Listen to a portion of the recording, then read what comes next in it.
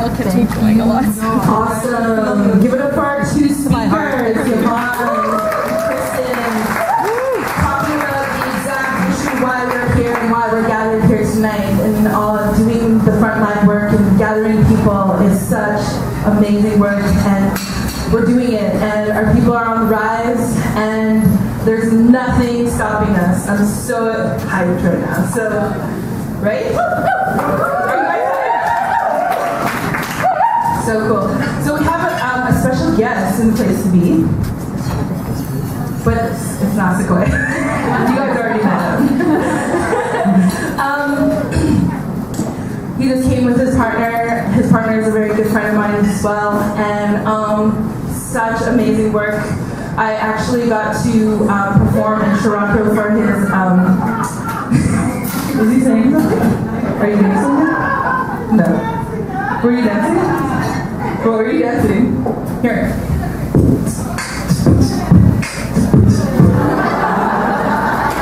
No?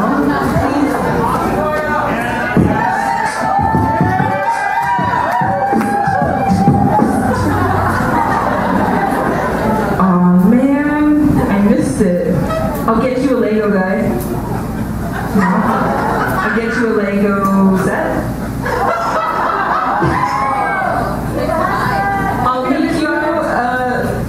I don't know. I'll make you cupcakes? No? Stakes get higher. I have no idea. No dancing? Okay, that wasn't a part of the act. That was all freestyle right there. Give it up for Sequoia! Alright, so a special guest in the place to be. We didn't know he was going to be in town, but it's awesome. He's straight from Treaty Aid. He's been doing lots of work through documentaries, through his being a lawyer, being in documentaries, throwing knives. He's a knife thrower, fun fact. So he's going to come and speak about all of the stuff that's in that he's been doing and sharing with us what he's been doing. I just said that. All right, so please give it up for Behn.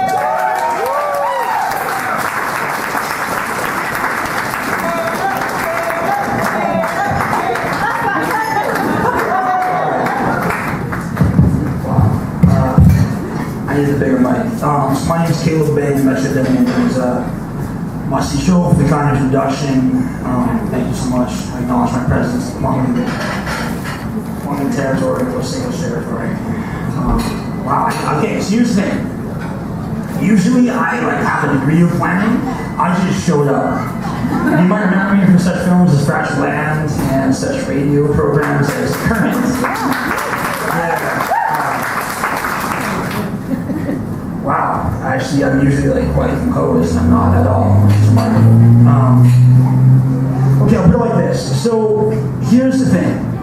For those of you in these territories, how many here have been to sightsee Treaty 8 territory?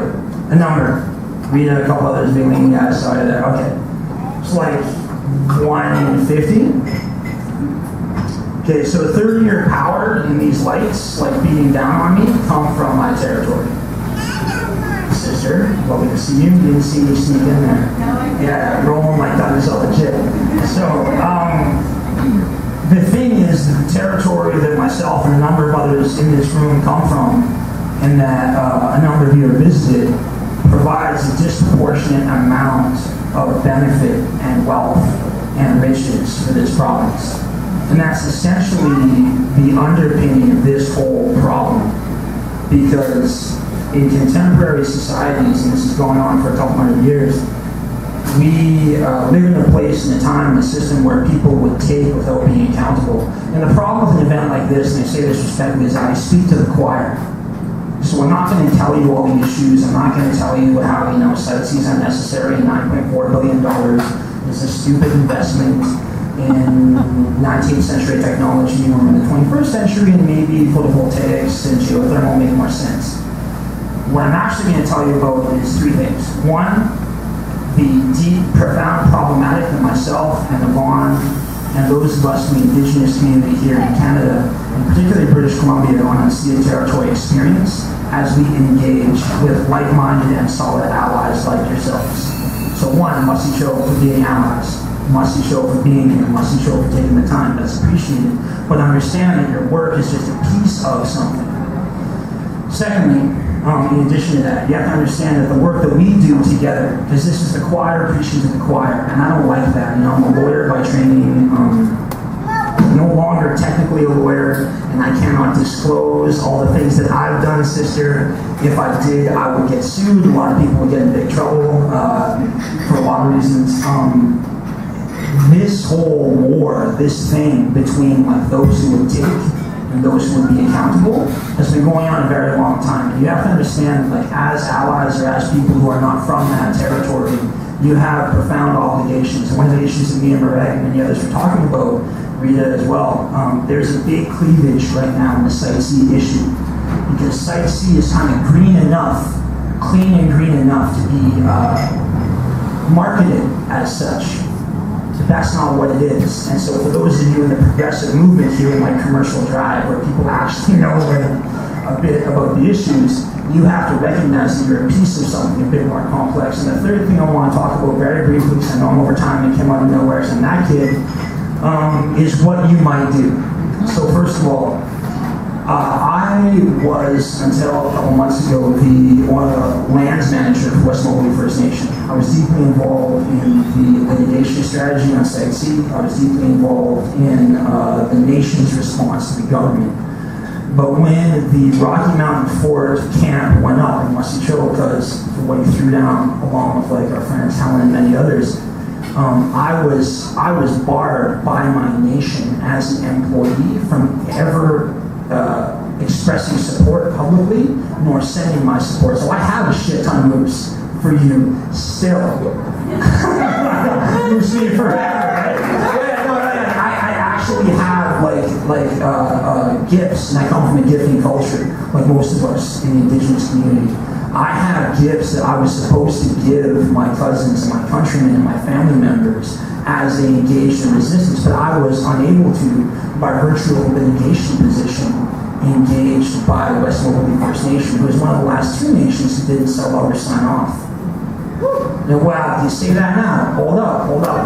The thing about, not selling out or selling out and all that stuff in kind of, 21st century post-colonialism and neocolonialism is that we exist in a pretty complex time. So I was silly enough, by virtue of my legal education, to engage in this legal system, and yet seeing my cousins on the front lines in minus 30 stepping up and actually putting the screws to these jerks to spend $9.4 billion of your dollars in a stupid technology. And I could not support them. So understand that your support here means a great deal, because you don't recognize how hard it is to get support where we come from. So that's my oblique way of honoring you. Thank you for your participation. Thank you for your presence. Understand that what you do when you're here, when you're in this space, you embolden and enliven the very small, minute resistance that still exists in the beaten down territory that is northeastern British Columbia. Understand that you are a piece of what gives us a heartbeat 1,000 kilometers that way. Because where I come from, where we come from, it's not like that. All my family is oil and gas homies. All my family is like drillers. And that's cool. They're great welders. They're big, badass guys. But they're a piece of this system. So leads me to my second point. Your allyship and what you do as allies, the hunger strike in particular, is deeply relevant, because you guys, as a choir, as people who share values, as those of us who believe in the same kind of things, the same kind of ideas, the same conceptions of justice and intergenerational equality, it's good to see young people here, because that is intergenerational teaching happening physically. JB, like the young man up here, that is about teaching people what has to happen and how we exist in the modern world. And the thing is that you guys, you probably don't see how difficult it is for those of us involved frontline on the fight to figure out how we can engage you. I don't, like, when I threw down on the current last week and called out Justin Trudeau for betrayal of Indigenous people, I didn't know how many people would be here. I had no idea who was around. I had no idea. And those of us who are on the strategic side of this battle, we have a really hard time figuring out how we can mobilize you. So I'm going to ask you, as an affirmation, as people who have taken the time to share your heartbeats, your presence, open your ears, think about how it is you're going to assist us. We've got the 2017 election coming up. There's a bunch of us in the Site C crew up in the Northeast who are like, okay, this issue is something up in the North, but what does it mean for people in the South? Did you know that a third of your power, 1/3 of your power came from my territory, and it has for like 40 years? Did you know? And what does that mean? And what does it mean to spend $9.4 billion on antiquated technology? We live in a left-leaning riding here in Commercial Drive. I went to grade 2 before I got closed in grade 10. I think those of us here in this space, and I say this respectfully, cannot get too caught up in celebrating our minute victories without thinking about the larger war. This is a thing. This is not as simplistic. Site C is just one dam of a number. Have you guys heard of the Mist Dam on the other side of the border, down by Dunvegan? 110 kilometers downstream, there's another dam proposed. The Peace River is a piece of a much larger plan. And so I need you as allies, as people who take the time to come out and spend time and listen and pay attention, to think about what your allyship means. Because the nations have had to bankrupt themselves. There's a reason 13 nations sold out, 2 remain in opposition. Profitable First Nation, Westmorland First Nation. Those 2 nations among the 15 nations defined as directly affected, substantially affected, they're the ones who refuse the contracting opportunities. They're the ones who refuse the $6 million sole source contracting for certain unnamed people. That situation compels you as allies 1,000 kilometers away to think about what it is that you can do. And respectfully, I really need the discourse to get very, very sophisticated very quickly. I need people to sign up with Murray and engage. I need a network here in the Lower Mainland to anticipate the 2017 major election issues. And I need you guys to really think about how they realize that chilling here at Cafe du Soleil, drinking beer, hanging out, with some friends, talking about this kind of stuff. You guys have a direct line of connection to something that is much different, and you don't even understand. You don't even see, I suspect, how much it means to those of us in the North. You don't even know. You don't even know, right? You don't even know what it's like being up there where I have to face down my family because they're contractors. So I wanted to end with that your presence here means so much, but like everything, it comes with a very significant obligation to engage.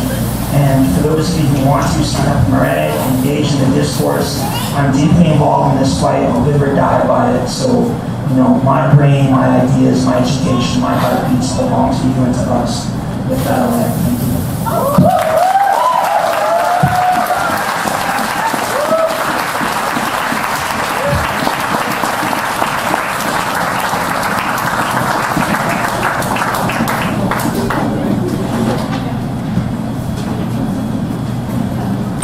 Give it up for Caleb! It's so great to hear directly from the place that we are gathered for. So I'm so happy that we had all of our beautiful speakers speak. Now we're going to have our poets. Who's excited for some poetry? So the first poet that we have up, oh, there he is. You came back. Oh, okay, cool. Are you ready to guess? No. Maybe next time. All right. No? He's not allowed to say these many no's. He only gets a couple of credits of no's. So you use them up today. I'm just kidding. Okay, all right. So the first poet that we have up first, she's a young person that I've been kind of mentoring almost, and I'm just like, when I first met her, like, we connected, and our connection was through like decolonization and learning about it and knowledge sharing. And I talked about having pride from where you come from and connecting to your roots. And when she spoke in her language and introduced herself in her language, it just like made my heart soar. She's currently going to SFU, and she's taking her major in First Nation Studies. And she's also a part of the Women's Center Collective. Her ancestors are from Palestine, and they were farmers, land defenders, and refugees. And she is writing poetry, and this is her first time that she's going to share. So please give it up for Maisaloon.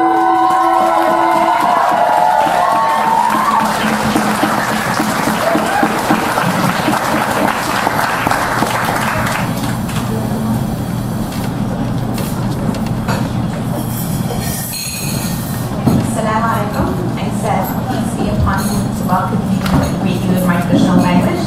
I'm really grateful to be here. My ancestors are from Palestine, as JB mentioned, but they were displaced, and I grew up in Jordan, and our family moved to Turtle Island 10 years ago. And I'm really grateful to live, learn, and grow on unceded Coast Salish territories. And I'm still learning the kind of obligations and responsibilities that come with being a settler on this land. This is my first time performing poetry. I'm really nervous, but also very excited and very humbled and grateful to share the stage with so many amazing land defenders and activists in New England. And as JB mentioned, she is one of my mentors and one of the many Indigenous folks that really teach me so much about life and activism and how to live life with good intentions. So this one, my first poem, is dedicated to JB, Valeen, and all Yvonne and all the land defenders across Turtle Island who are doing so much work to protect their homelands. So this one is about being displaced as a displaced Palestinian, and also recognizing that I'm a settler on these lands. Grieving is my heart, mind, and body, weaving to show me how deep ancestral love runs through my veins. I feel the displacement of my ancestors, and every footstep I take in exile. So much that I sense the agony of my unborn children, knowing that they will exit my womb and join me in exile, inheriting the sorrows of a displaced mother, forbidden from returning home. My feet in exile are settlers here, settlers on Turtle Island. My displaced heart welting, aware that it's complicit in displacing Indigenous caretakers of their homelands. My racialized Muslim woman body used for the rhetoric of multiculturalism to justify ongoing colonialism and genocide. I want to return to my home liberated, and my heart weeps to know that my presence as a settler on these lands prevents Turtle Island's Indigenous beloveds from being on their homelands liberated. And just when hope is about to escape my soul, I hear the chants, from Turtle Island to Palestine, occupation is a crime. From Turtle Island to Palestine, occupation is a crime. And I feel them gathering, our ancestors, defying colonial borders, intertwining like planted roots. Our descendants rising from the ground, amplified, carrying on struggles with determination that knows people powered by heart. So I humbly offer my solidarity and gratitude, promising to walk on Indigenous lands with good intentions, bringing my ancestors along, radically ingrained within my roots, decolonizing my mind, heart, body, and spirit on the way to collective liberation.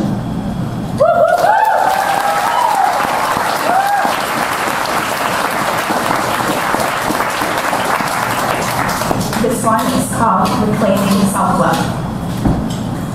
The only thing the so-called Great West has ever attempted to do is teach me self-hate. From shoving proper English down my Arabic throat, to forcing me to regurgitate the colonizers' version of history on dead consumer trees. But all the renowned colonizers could never conquer my Palestinian Muslim woman soul, because I'm protected by the deepest kinds of love. Love for communities who raised me, love for ancestors who gave me my boldly exotic features that Orientalists want oh so bad, love for frontline communities who died for Palestine to live, love for the resistors whose resilience keeps my heritage breathing. I am a blessing that emerged from my ancestors' prayers made by farmers under olive trees of Choo-Kien and citrus trees of Yaka, prayers whispered by freedom fighters and resistors and refugees on front lines, prayers from Pakistan so loud they echo through generations yet to come. I am a blessing, and blessings are unconquerable. Oppressors loathe the very fact that they can never conquer me. It bubbles beneath their skin, pickled with centuries of privilege, and I'm loving every second of it.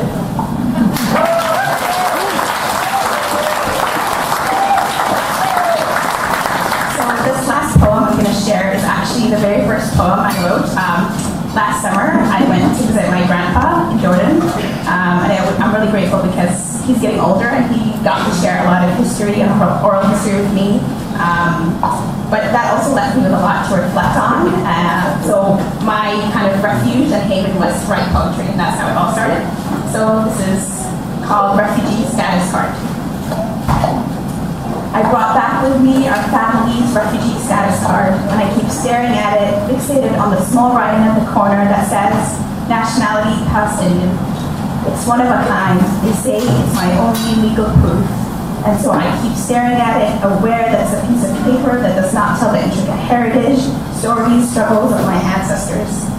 Like the story of when my great-grandmother went into labor while farming our homelands, giving birth to grandpa on her own as he departed from her womb into the warmth of the citrus trees our matriarchs planted across Yapa.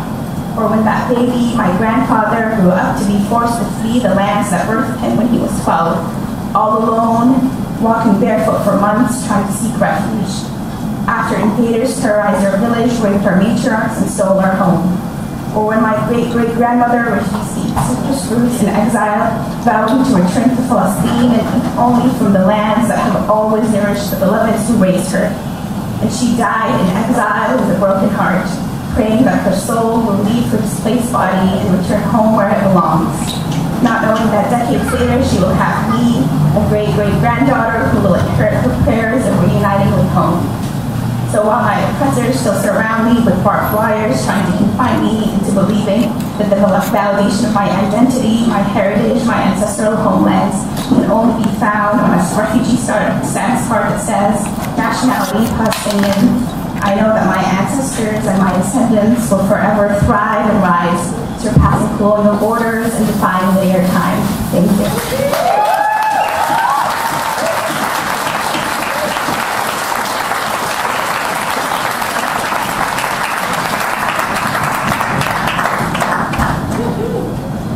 Yes, Maisaloon, yes! First time performance, wow. Awesome, killing it. We'll write some rhymes next time, okay? All right. So thank you so much. So the next performer that we have up next is a spoken word artist, a youth facilitator, is mixed Filipino and Scottish, that's my name, it popped out. Scottish. It just popped out, okay. Scottish, okay. Yeah, alright. Oh, my phone went dead, okay, here we go. And is a co-director of the Caravan, yeah? Okay, yeah. And is academic youth mentorship program, and is anti-violence educator for Sept. So please give it up for Soul Diana.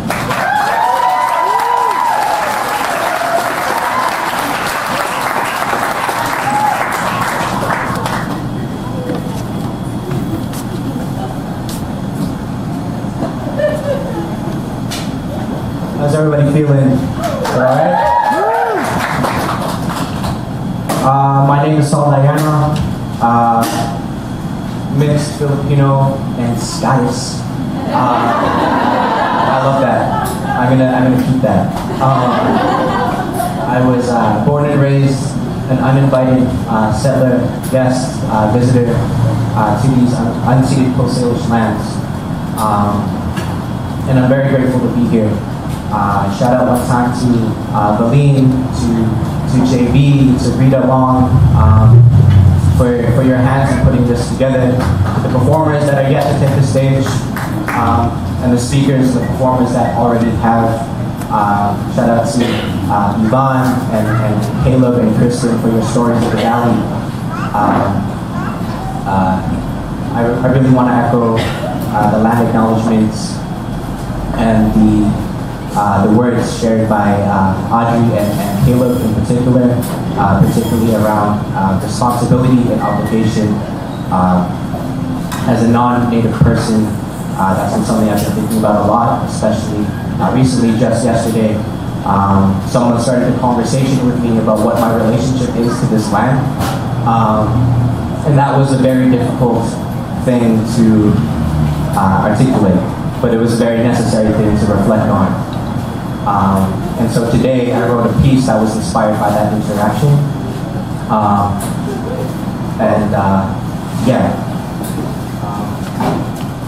Again, I wrote it today, so it's a work in progress. I'm going to mess up. You are the first group of people to hear these words. Thank you for being here. Thank you for showing up, as Audrey put it.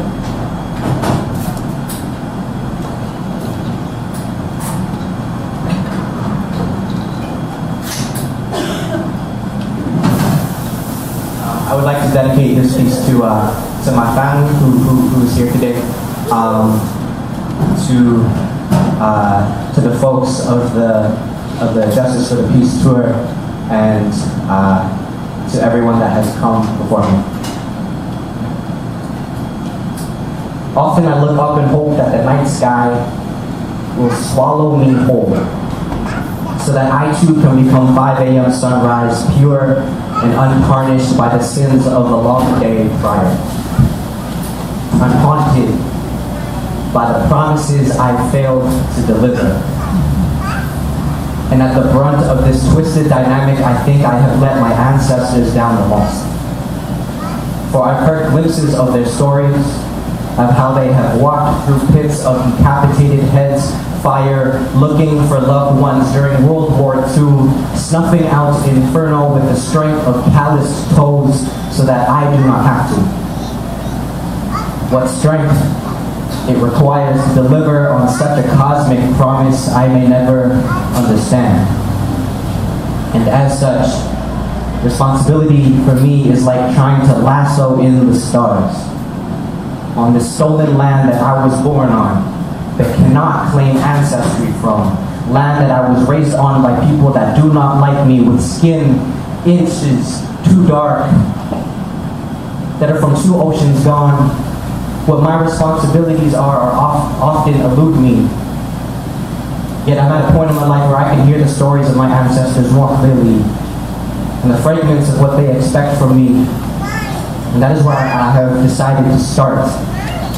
When all else fails, I know that my ancestors have been telling me in broken coded language what my responsibilities are all along. My toes are soft and pink for the fires that my people have had to walk through were put out before I could walk. And these sacrifices are firework splinters on my tongue. I know now that my voice is that of my 2 mothers, whose voices are that of my lolas, whose voice is that of my great-grandmother, whose voice is that of all the warriors before her, anti-imperialist guerrilla fighters, farmers, peasants, friends, family. I have an obligation to these lands. I know because my elders have taught me to know whose house I'm in, to always take my shoes off as I step off the welcome mat, to offer to wash the dishes after a meal, to align myself with the protocols of whose house I'm in. So it goes. I am obligated to the people who have called this land home longer than any of the timeline spines of Western history books. I know this through the stories that my elders tell of home and how they used to do things. The melancholy in their throats suggests time stolen. They left a home behind so that their grandkids could eat. Loneliness is a visceral structure, but damned if their smiles during the most mundane of life's moments did not reek of resistance. And as such, I know I have an obligation to the people whose livelihoods have been displaced so that I could live here. I don't have the resources to leave, so all there is I can do is to stand with them and fight, and perhaps, most importantly, my ancestors all along have been telling me that I am obligated to myself first, for I cannot love these lands, the people, my family, nor my history, if I do not first learn what it means to look in the mirror and learn how to love Him. These responsibilities are no easy task. I've made progress and I've made even more mistakes, and it can be disheartening, which is why I'm often infatuated by the night sky and the promise of tomorrow's 5 a.m. sunrise. Because I remember my mother, whose voice is that of Nana, and when the night is dark, I remember that she named me after the sun for a reason. Thank you.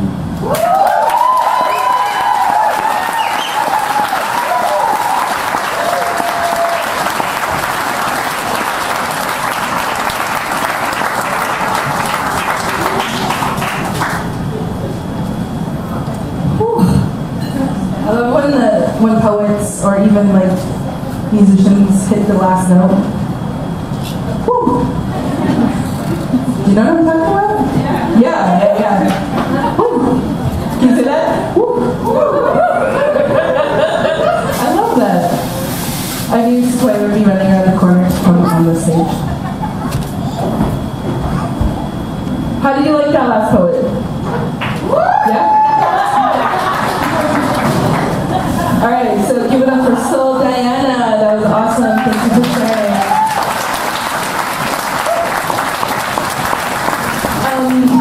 There's been like a really amazing, kind of like a prophecy. I'm trying to go hella deep and there's like going in the background. Okay, just stop for 1 second. MC parenting. Greatest. Okay, so it's been a cool journey because there's been this amazing prophecy about my people will sleep for 100 years, but it will be the artists that will awaken the spirit, right?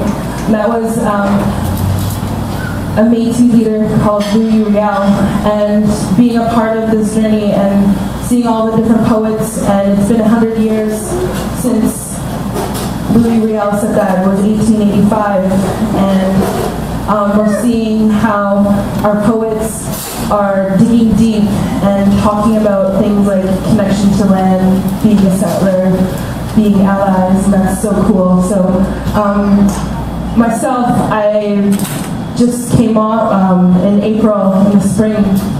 Me and my son, and actually another mother who's here, Andrea, and her son, Emil, we did a 6-day occupation at the Occupy INAC. And it was really cool. And we set precedents, and we made priority in our country, young people, and land and language, and how important that is. And we had dance parties at the occupation.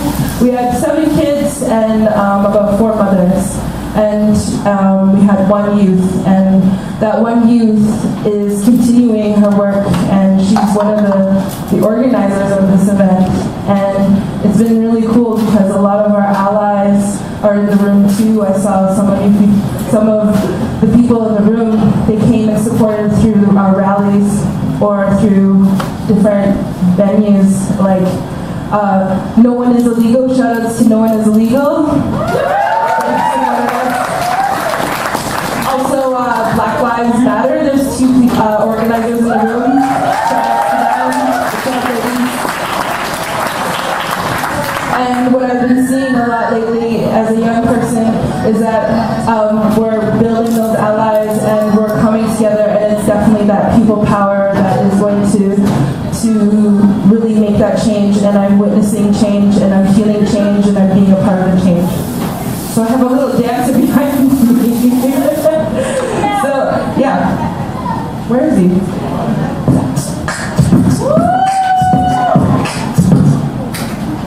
No? Okay. So he's just gonna pace back and forth. So with great pleasure, it was like so cool because I've always wanted to be featured at Cafe du Soleil at their spoken word. And the weekend, we got out in the weekend of the occupation, and then on the Monday night, I was featured at the spoken word night here at Haudenosaunee. It was so cool. And Valeen, she was occupying with me the last 2 days, and she's like, man, I wish I would be featured. I'm like, come on, my feature, so you'll be the feature.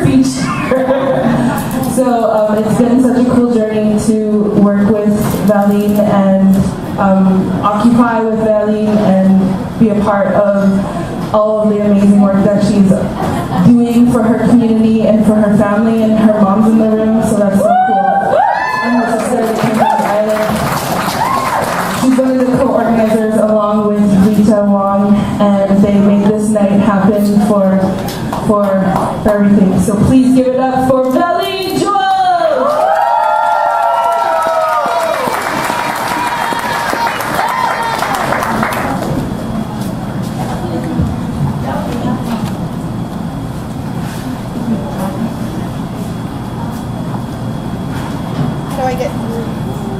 Thank you, Lee Miracle.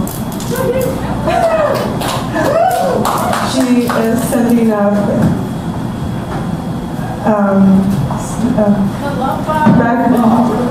Columba to improvise some background music for me. So I'm going to get right into it with a short 1-minute poem. And I really want to get this out because I have so much energy and emotions going through me. And then I'll do a quick intro and speak a little bit on my experiences supporting the hunger strike and attending Paddle for Peace. So, but first poem, and it's called Made of Decolonial Love. And I want you to take it as if it were specifically written for you.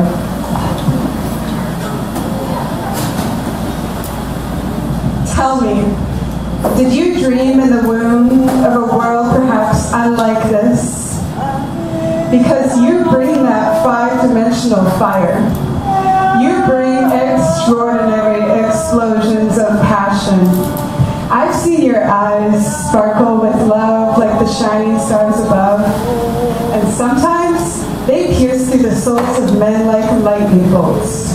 I wish I was there for your birth. I imagine you approaching Earth like a wave. You look small in the distance, yet your arrival proves to be powerful. They say you're just a drop in the water. Well, baby, your drop creates great ripples. And I have met many days. But darling, you are a century. Staging sit-ins on our minds, occupying our hearts. You are loved, you are cherished, you are sacred. The Creator took time with you. Clap out.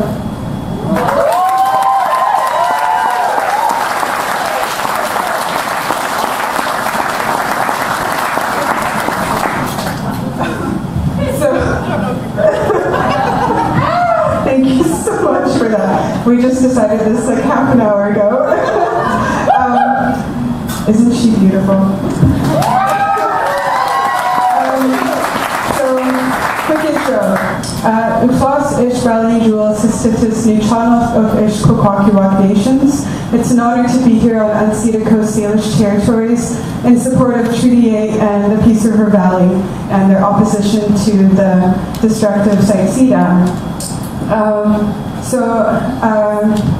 How I got involved with this movement is actually from Kristen Henry and the hunger strike that she led here in Vancouver. And I was actually returning to pre-med, and every chance I got, I took a ferry over for the weekend and camped out with her, and that's when I started learning a lot about the Peace River Valley and also that destructive dam.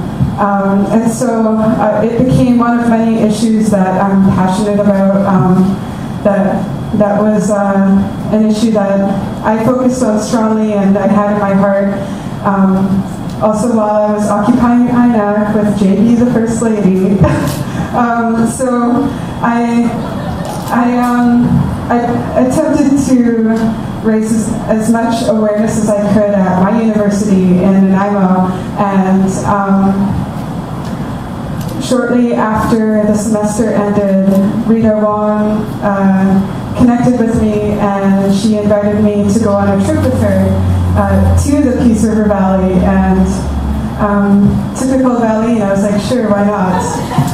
Which is how I was occupying INAC and how I ended up at the hunger strike every weekend for a month.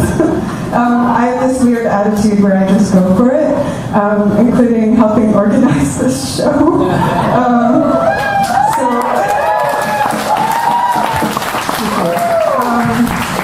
So I went up to the Peace River Valley, and I got to reconnect with some amazing people, including Behn, and that's where I met Yvonne Tupper, who is one of my biggest heroes. Shout out to you.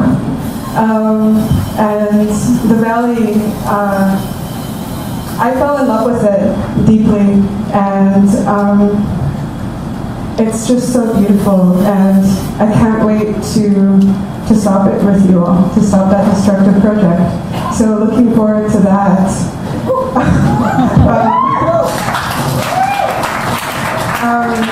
So that's my quick backstory. Once again, it's an honor to be here. Thank you all for coming out, and I'm going to deliver 2 more poems for you all. So the next poem that I will perform is, oh no, I feel like doing my angry poem.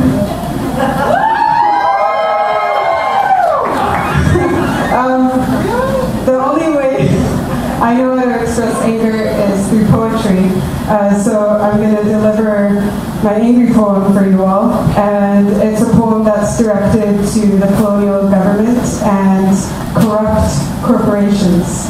So share this rage with me for a moment, and I'll get right into it. It's called A Letter to Canada. Every morning, I wake up, I thank the day, I have some coffee, and I pick up decolonization where I left off last night. The other morning, I was feeling outraged, so I used this anger constructively, and I wrote a letter.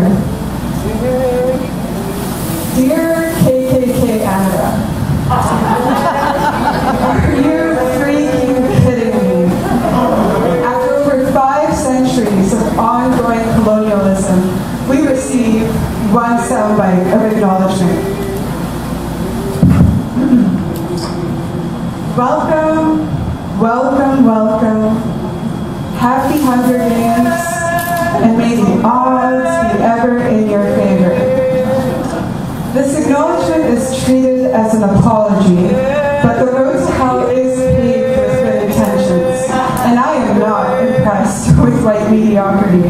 So I dial 1-800-1492. Hello, Grandma.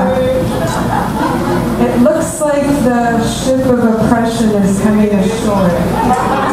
I'm going to need you to sink it.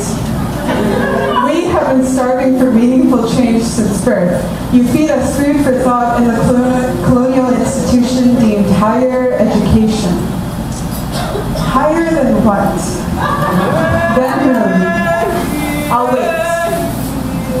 Oppression seems to always be your soup of the day, and you get angry at me when I decide to fast instead, because culture and compassion ain't your daily bread. Oh, Canada, our home on native lands, the front line of resistance is where I stand. Each day you threaten my very existence. Each day I respond with a resilience that's persistent. And I rise above the ashes of my ancestors. I rise above the legacy of yours. I rise above the struggles within me until your violence becomes but a speck on the ground. I rise. And I love and I rage as I rise. Like leaving an abusive relationship where victim blaming is alive, I rise. With or without your permission. With or without your recognition. With or without your respect, I rise. And I love the sweet decolonial love. You should try it, oh Canada. Decolonial love transforms. Decolonial love is the highest form of liberation. Decolonial love across cultures, classes, religions, and orientations wins every time. Because at your best, you are love. Let go.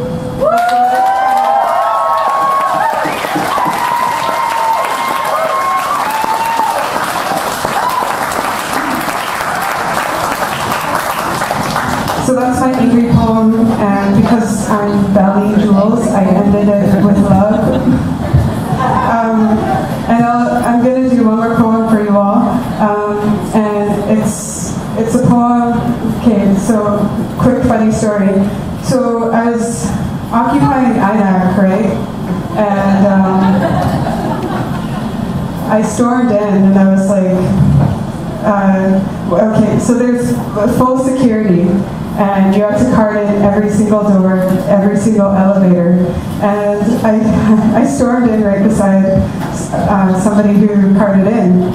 And the security guards were so confused for an entire 5 seconds. I made it halfway through the lobby, and 3 of them ran in front of me, and they were like, "What are you doing here?" And I was like, "There's a space in occupation for me." And they said, "I don't know what you're talking about." And I told them there's a space up there for me. They pretended they had no idea there was this huge occupation going on. But, so I was like, you know what? All right, I'll step outside, I'll call my people, and I'll prove that you're wrong. And so I did that, and I proved that they were wrong, and they escorted me up in the occupation. And I ended up occupying for 2 days. They said no entry and no re-entry, but I got in there. And this one day, we got so many beautiful visitors, and we were happy about that, because it was starting to get lonely in that ugly office. And one of our visitors was our special guest, Lee Miracle, tonight. And so me and JB were like, all right, we're going to do this. We have this really great visitor, and we're going to take turns visiting in the lobby. And so I was like, all right, another day in the life of Valeen. And I took a break from occupying, went downstairs, and I performed this poem that I'm going to perform right now. And it's a poem that's reflecting on Indigenous languages and reflecting on how we often feel disconnected from each other and from all that we're made of. So it's reflecting on that, and just kind of a daily reminder that we shouldn't feel disconnected from that. And that was actually when Lee was like, we should get some background music for that. So this is that moment, and it was improvised. So it's called Choo-Kien. I don't know if you've heard of that phrase, but you're going to learn all about it through this poem. And this is my last poem. So, Choo-Kien. Unravel my DNA and find there the poems of my ancestors. Centuries of love, rage, prayers, and resistance alive in the rhythm of my cells. You will see me because you are brave enough to look. There is an intersection where the Thompson River and Fraser River meet in Lytton, BC. Choo-Kien. People often mistake it for meaning where the rivers meet, and fail to realize that it means the place in your heart where your blood mixes. The biological term is aorta. The colonial term is the place where we have control over because mankind is the darling of creation. Choo-Kien, where the blood flows out of the four chambers of our hearts and supplies our body with life. Yet I feel distant from this beauty as if it's not a part of me every single day of my life. There is an explosion of gaseous nebulae in space and throughout the Milky Way. The birth of a star. People often mistake it as just another collapse, another destruction to add to the universe, and fail to see it as the moment a star is born. The physics term is star formation. The colonial term is that new star we can use for profits because mankind is the darling of creation. The birth of a star, where self-gravity is metaphorically self-love, and we see that the universe caters to the viciously ambitious. Yet I feel distant from this beauty as if it's not a part of me every second of my day. There is a connection between each of us at the core of our souls and the legacy of our ancestors. The sacred space. People often mistake it as a space that divides us and fail to recognize it as a sacred space with a reciprocal relationship of love. The scientific term is gravitational pull. The colonial term is the space where we divide and conquer because mankind is the darling of creation. The sacred space, where decolonial love has the potential to become visibly ubiquitous and far away doesn't seem so far off. Yet I feel distant from this beauty as if it's not in front of me right now. Listening. There is a certain beauty beyond physical appearance that English cannot describe. Choo-Kien. We must recognize this beauty in order to embrace, portray, and live it throughout each moment of our extraordinary lives. Beyond scientific and colonial terms is an understanding that comes from souls that have been broken. Choo-Kien. Where collapse and connection cry love, and we come to acknowledge that at our best, we are love. Let's stop feeling distant from it because our very existence stems from this beauty.